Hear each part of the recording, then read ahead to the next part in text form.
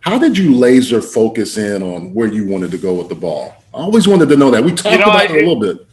yeah, I think early on, because Michael Irvin has kind of said the same thing, you know, that my pass relative to some other quarterbacks was always a more catchable ball. And Yeah. I know that early in my career, I think it goes back to when I was probably in junior high, that a coach said to me, and it started in baseball. It really wasn't even in football, that never throw a ball without having some place on the guy you're throwing the ball to as to where you want the ball to go. Don't just play catch, you know.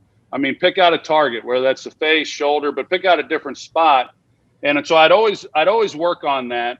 It wasn't hard for me. I think that, and I've said many times, even as an analyst, that I don't know that accuracy is coachable. And although Josh Allen in Buffalo, he Yeah. showed a lot of improvement. But I think that people have an ability to put the ball where they want to put it, or they don't. And like Patrick Mahomes or Aaron Rodgers, those guys, even when their feet are off balance, they still throw pretty Yeah.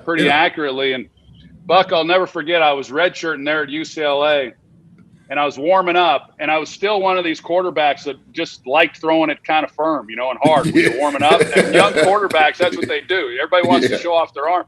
I'm constantly telling young quarterbacks when I work different camps, like, you know, hey, this isn't a contest to see who throws the hardest. You know, I mean, so the objective is to complete passes. But I remember I was warming up, and I was throwing the ball pretty firm, and Homer Smith came up to me and he said, "Hey, there's more clubs in your bag than the one you're hitting right now." He says, "You need to use all the clubs. Use the pitching wedge, the 9-iron, the 8-iron, the 4-iron."